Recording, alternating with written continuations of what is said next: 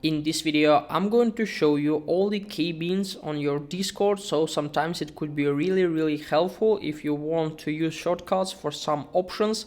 So this is the way how you can find all of your Keybinds on Discord. So firstly, just open the app, so open your Discord and then go to settings. In the bottom of the screen near your avatar and nickname, just find the user settings. It looks like this, so click on it. And then just scroll down to find the app settings and Keybinds right up here. So if we'll click on it, we can see all of our default Keybinds like marker read, unread, copy text, reply.